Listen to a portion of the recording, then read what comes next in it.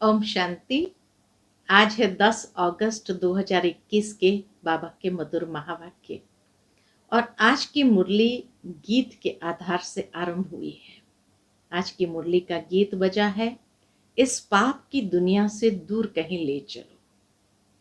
तो बाबा कहे, बाप आते ही है हमें इस पाप की दुनिया से दूर चैन की दुनिया में ले जाने के लिए, जहां पर बाबा हम बच्चों को 2 सौगात देते हैं, सुख और शांति की।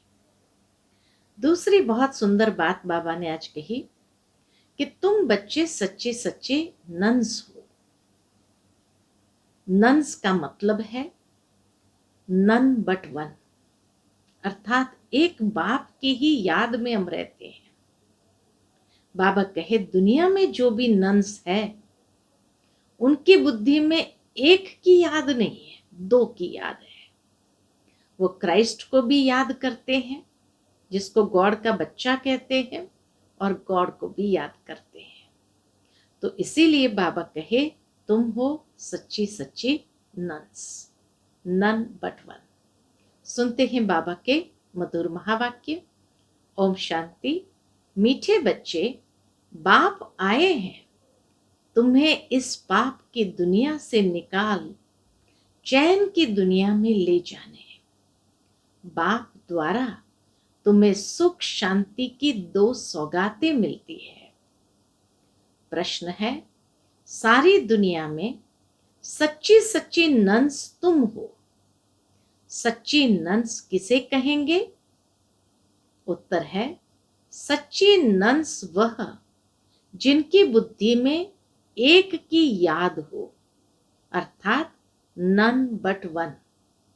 वे अपने को भल नन्स कहलाते हैं, लेकिन उनकी बुद्धि में सिर्फ एक क्राइस्ट की याद नहीं, क्राइस्ट को भी गॉड का बच्चा कहेंगे। तो उनकी बुद्धि में 2 है और तुम्हारी बुद्धि में एक बाप है। इसलिए तुम सच्ची सच्ची नन्स हो। तुम्हें बाप का फरमान है। क्या फरमान है? पवित्र रहना है। आज की मुरली का मधुर गीत है, इस पाप की दुनिया से दूर कहीं ले चलो। ओम शांति। मीठे मीठे रूहानी बच्चों ने गीत सुना। किसने सुना? आत्माओं ने। आत्मा को परमात्मा नहीं कहा जा सकता, मनुष्य को भगवान नहीं कह सकते। अच्छा, अभी तुम हो ब्राह्मण, तुमको अभी देवता नहीं कहा जाता। हम सभी ब्राह्मण हैं, देवता नहीं कह सकते। ब्रह्मा को भी देवता नहीं कहा जा सकता। भल कहते हैं, भक्ति मार्ग में कहते हैं, ब्रह्मा देवताय नमः, विष्णु देवताय नमः। परंतु ब्रह्मा और विष्णु में तो बहुत फर्क है। विष्णु को देवता कहा जाता है, ब्रह्मा को देवता नहीं कह सकते, क्योंकि वह है ब्राह्मणों का बाप। ब्राह्मणों को देवता नहीं कहा जा सकता है। अब यह बातें कोई मनुष्य को नहीं समझा सकते, भगवान ही समझाते हैं। मनुष्य तो अंधश्रद्धा में जो आता है सो बोल देते हैं। अभी तुम बच्चे समझते हो, रूहानी बाप हम बच्चों को पढ़ा रहे हैं। अपने को आत्मा समझना चाहिए। अहम आत्मा ये शरीर लेती है। अहम आत्मा ने 84 जन्म लिए हैं। जैसे जैसे कर्म करते हैं वैसे शरीर मिलता है। शरीर से आत्मा अलग हो जाती है तो फिर शरीर से प्यार नहीं रहता, आत्मा से प्यार रहता है। आत्मा में भी प्यार तब है जबकि आत्मा शरीर में है। पितरों को मनुष्य बुलाते हैं, शरीर तो उनका खत्म हो गया, फिर भी उनकी आत्मा को याद करते हैं, इसलिए ब्राह्मणों में बुलाते हैं। कहते हैं, फलाने की आत्मा आओ, यह भोजन आकर खाओ। गोया आत्मा में मोह रहता है, परंतु पहले शरीर में मोह था, वह शरीर याद आता था। ऐसे नहीं समझते कि हम आत्मा को बुलाते हैं। आत्मा ही सब कुछ करती है। आत्मा में अच्छे व बुरे संस्कार रहते हैं। पहले पहले है देह अभिमान, फिर उसके बाद और विकार आते हैं। सबको मिलाकर कहा जाता है विकारी। जिसमें यह विकार नहीं है उनको कहा जाता है निर्विकारी। यह तो समझते हो बरोबर, भारत में जब देवी देवता थे तो उनमें दैवी गुण थे। इन लक्ष्मी नारायण का है ही देवी देवता धर्म। बाबा कहे, जैसे क्रिश्चियन धर्म में मेल अथवा फीमेल सब क्रिश्चियन है, यह भी कहा जाता है देवी देवता, राजा रानी, प्रजा सब देवी देवता धर्म के हैं। राजा रानी प्रजा सब देवी देवता धर्म के हैं। यह बहुत उच्च सुख देने वाला धर्म है। देवी देवता धर्म बहुत उच्च सुख देने वाला धर्म है। बच्चों ने गीत भी सुना। यह आत्मा ने कहा कि बाबा ऐसी जगह ले चलो जहां मुझे चैन शांति हो। वह तो है सुख धाम और शांति धाम। सुख और शांति तो सुख धाम और शांति धाम। यहाँ बड़े बेचैन है। बाबा को भी तरस आता है, यहाँ बड़े बेचैन है। सतयुग में बेचैनी होती नहीं।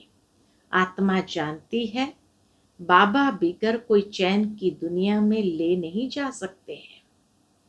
बाप कहते हैं, मुक्ति और जीवन मुक्ति, यह दो सौगातें मैं कल्प कल्प लाता हूं, परंतु तुम भूल जाते हो। ड्रामा में भूलना ही है। सब भूल जाए तब तो मैं आऊं। अभी तुम ब्राह्मण बने हो, तुमको निश्चय है हमने 84 जन्म लिए हैं। जो पूरा ज्ञान नहीं उठाएंगे वो पहले नई दुनिया में भी नहीं आएंगे। जो पूरा ज्ञान नहीं उठाएंगे, बाबा कहे, वह पहले नई दुनिया में भी नहीं आएंगे। त्रेता व त्रेता के अंत में आ जाए। सारा मदार है पुरुषार्थ पर। सतयुग में सुख था, इन लक्ष्मी नारायण का राज्य था। अच्छा, इसके अगले जन्म में ये कौन थे, किसको पता नहीं है। अगले जन्म में ये ब्राह्मण थे, उससे पहले शूद्र थे। वर्णों पर तुम अच्छी रीति समझा सकते हो। अभी तुम समझते हो हम 21 जन्म के लिए चैन पाएंगे। बाबा हमको ये रास्ता बता रहे हैं। हम अभी पतित हैं, इसलिए बेचैन दुखी है। जहां चैन हो उसको सुख शांति कहेंगे। तो अब तुम बच्चों की बुद्धि में क्या है? बाबा कहे, अब तुम बच्चों की बुद्धि में आदि मध्य अंत का ज्ञान है। समझते हो बरोबर सतयुग में भारत कितना सुखी था। दुख अथवा बेचैनी का नाम नहीं था। अभी तुम पुरुषार्थ कर रहे हो, कहाँ के लिए? स्वर्ग में जाने के लिए। अभी हम पुरुषार्थ कर रहे हैं स्वर्ग में जाने लिए। अभी तुम बने हो ईश्वरीय संप्रदाय के, और वह है आसुरी संप्रदाय के। कहते हैं ना, पाप आत्मा। आत्माएं अनेक है, परमात्मा एक है।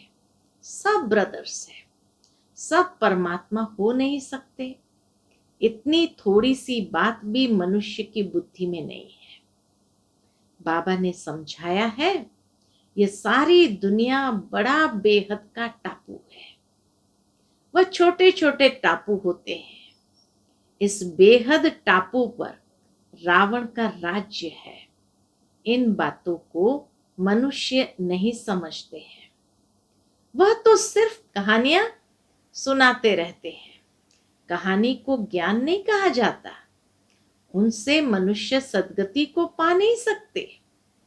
ज्ञान से सद्गति मिलती है। ज्ञान देने वाला है एक बाप, दूसरा न कोई। भक्तों की भगवान ही आकर रक्षा करते हैं। भक्त बेचारे बहुत दुखी हो गए तो बाबा कहे भक्तों की भगवान ही आकर रक्षा करते हैं। मनुष्य मनुष्य की रक्षा नहीं कर सकते। शिव बाबा सभी बच्चों को वर्षा देते हैं। वह बाप भी है, शिक्षक भी है, सतगुरु भी है, वकील बैरिस्टर भी है, क्योंकि जमघटों की सजा से छुड़ाने वाला है। बाबा वकील बैरिस्टर भी है क्योंकि जमघटों की सजा से छुड़ाने वाला है। सतयुग में कोई भी जेल में नहीं जाएंगे। बाप सबको जेल से छुड़ाते हैं। बच्चों की सर्वश्रेष्ठ सब मनोकामनाएं पूरी होती है। रावण द्वारा अशुद्ध कामनाएं पूरी होती है। बाप द्वारा शुद्ध कामनाएं पूरी होती है। रावण द्वारा अशुद्ध कामनाएं पूरी होती है, बाप द्वारा शुद्ध कामनाएं पूरी होती।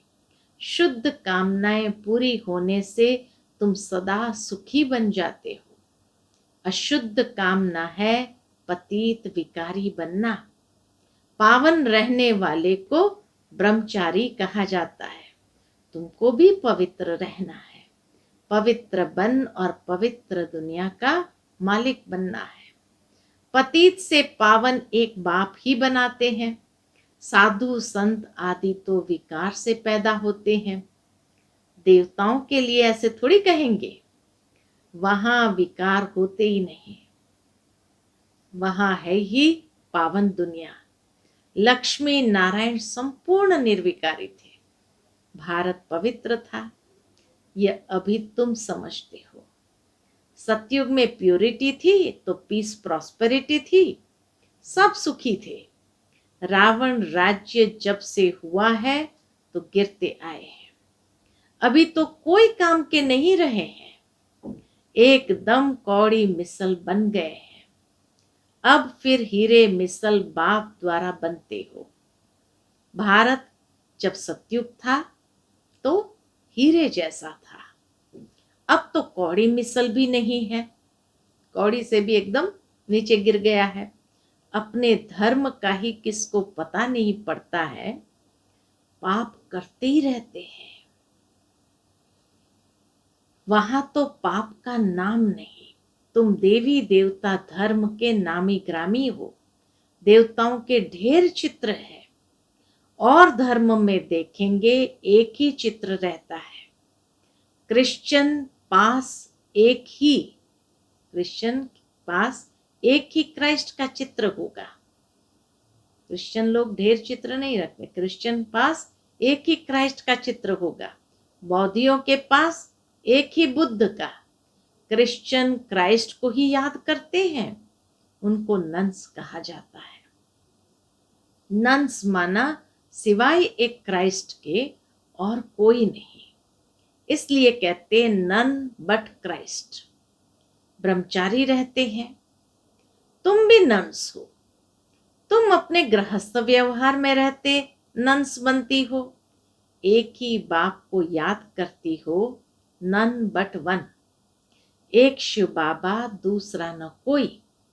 उन्हों की बुद्धि में फिर दो भी आ जाते हैं। बाबा कहे उन्हों की बुद्धि में फिर भी दो आ जाते हैं। क्राइस्ट के लिए भी समझेंगे वह गॉड का बच्चा था, परंतु उनको गॉड की नॉलेज नहीं। तुम बच्चों को नॉलेज है। सारी दुनिया में ऐसा कोई नहीं जिसको परमात्मा की नॉलेज हो। परमात्मा कहाँ रहते हैं, कब आते हैं, उनका क्या पाठ चलता है, ये कोई नहीं जानते। भगवान को जानी जाननहार कहते हैं। समझते हैं वह हमारे दिल की बात को जानते हैं।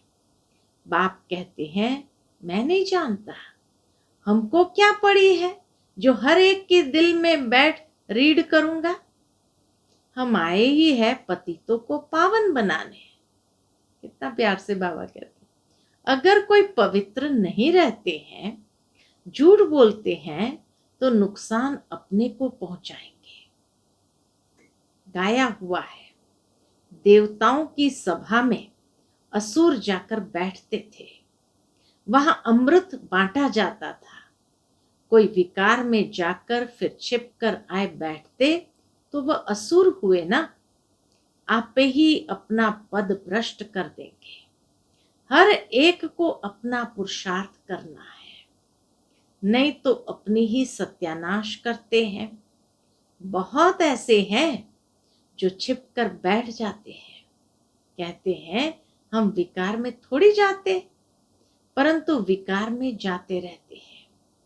ये गोया अपने को ठगते हैं, अपनी ही सत्यानाश करते हैं। परम पिता परमात्मा जिसका राइट हैंड धर्मराज है, उनके आगे झूठ बोलते हैं तो खुद ही दंड के भागी बन पड़ते हैं। बहुत सेंटर्स में भी ऐसे होते हैं। बाबा जब पहली बार दिल्ली में गया था तो रोज एक आता था और विकार में जाता रहता था।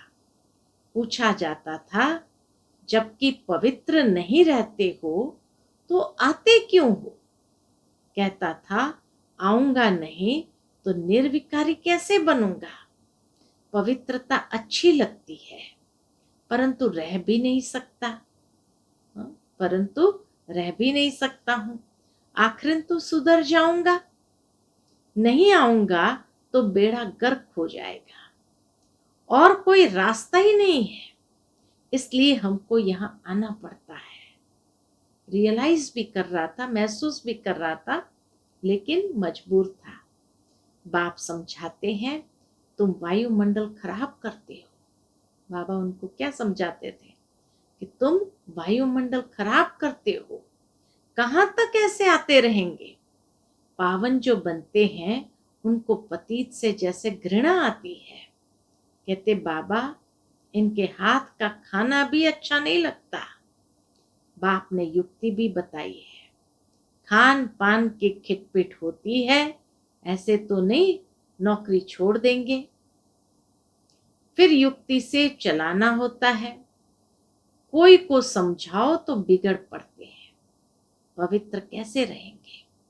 ये तो कब सुना नहीं, सन्यासी भी रह नहीं सकते। बाबा कहे यह तो कब सुना नहीं, सन्यासी भी रह नहीं सकते। जब घर बार छोड़ जाते हैं तब पवित्र रह सकते हैं, नहीं तो अगर घर में रहे फिर तो रह नहीं सकते। इसलिए बाबा कहे पवित्र रहने के लिए वो घर बार छोड़ जाते हैं। परंतु ये किसको पता नहीं कि यहाँ पतित पावन परम पिता परमात्मा पढ़ाते हैं। नहीं मानते इसीलिए विरोध करते हैं। शिव बाबा ब्रह्मा तन में आते हैं। कोई शास्त्र दिखाओ, यह तो गीता में लिखा हुआ है, मैं साधारण बूढ़े तन में आता हूं। वह अपने जन्मों को नहीं जानते, यह तो लिखा हुआ है। फिर तुम कैसे कहते हो कि परमात्मा कैसे मनुष्य तन में आएंगे? पतित तन में ही आकर रास्ता बताएंगे ना। आगे भी आए थे और कहा था माम एकम याद करो। वही परम धाम में रहते और कहते हैं माम एकम याद करो। कृष्ण का शरीर तो मूल वतन में नहीं होगा जो कहे माम एकम याद करो। एक परम पिता परमात्मा ही साधारण तन में प्रवेश कर तुम बच्चों को कहते हैं माम एकम याद करो। तो इस योग अग्नि से तुम्हारे पाप कट जाएंगे। इसलिए ही मुझे पतित पावन कहते हैं। पतित पावन जरूर आत्माओं का होगा ना, पतित भी आत्मा ही बनती है।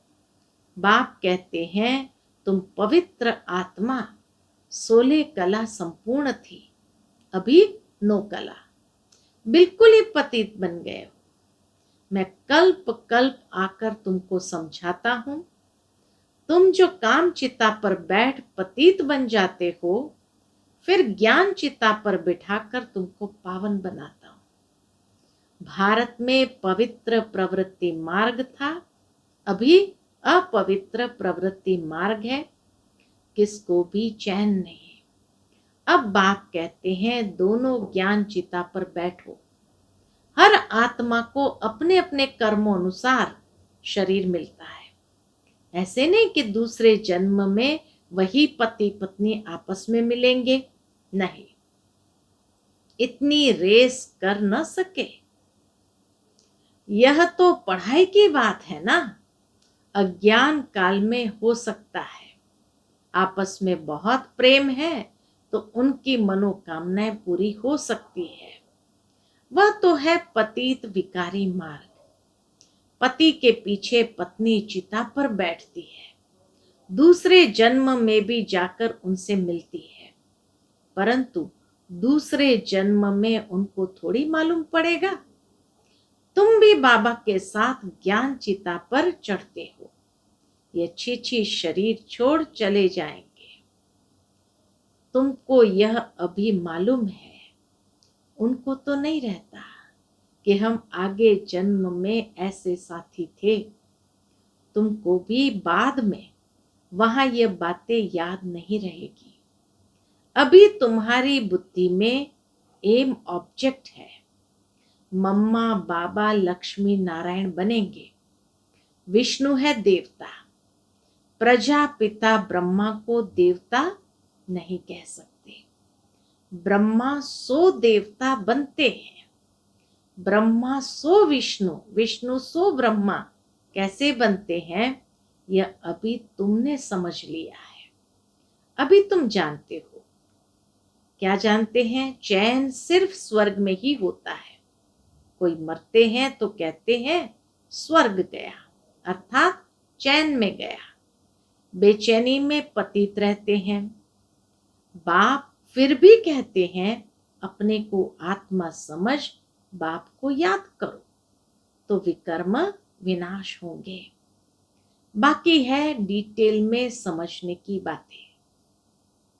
इतना ज्ञान समझाने के बाबा कहते हैं बाकी है डिटेल में समझने की बातें। बाप नॉलेजफुल है तो तुमको भी अपने जैसा नॉलेजफुल बनाएंगे। बाप की याद से ही तुम सतो प्रधान बनेंगे। ये आत्माओं की रेस है। जो जास्ती याद करेंगे वह जल्दी बनेंगे। यह है योग और पढ़ाई की रेस। स्कूल में भी रेस होती है ना, ढेर स्टूडेंट्स होते हैं, उनमें से जो नंबर 1 निकलते हैं उनको स्कॉलरशिप मिलती है। एक ही पढ़ाई लाखों करोड़ों आत्माओं के लिए होती है, तो इतने स्कूल भी होंगे ना। अब तुमको ये पढ़ाई पढ़नी है, सबको रास्ता बताओ, अंधों की लाठी बनो, घर घर में पैगाम पहुंचाना है। अच्छा, मीठे मीठे सिकिलते बच्चों प्रति माता पिता बाप दादा का याद प्यार और गुड मॉर्निंग। रूहानी बाप की रूहानी बच्चों को नमस्ते। हम सब रूहानी बच्चों की रूहानी माता पिता बाप दादा को याद प्यार, गुड मॉर्निंग और नमस्ते नमस्ते। शुक्रिया बाबा, शुक्रिया। आज की मुरली से धारणा के लिए मुख्य सार है, पहली पॉइंट, अब अशुद्ध कामनाओं का त्याग कर शुद्ध कामनाएं रखनी है। सबसे शुद्ध कामना है पवित्र बनकर पवित्र दुनिया का मालिक बने। कोई भी भूल को छिपाकर अपने आप को ठगना नहीं है। धर्मराज बाप से सदा सच्चा रहना है। दूसरी पॉइंट, ज्ञान चिता पर बैठ इस पढ़ाई में रेस कर भविष्य नई दुनिया में ऊंच पद पाना है। योग अग्नि से विकर्मों के खाते को दग्ध करना है। आज का बाबा का मधुर वरदान है, सत्यता की महानता द्वारा सदा खुशी के झूले में झूलने वाले अथॉरिटी स्वरूप भव। सत्यता की महानता द्वारा सदा खुशी के झूले में झूलने वाले अथॉरिटी स्वरूप भव। सत्यता की अथॉरिटी स्वरूप बच्चों का गायन है, सच तो बिठो नच।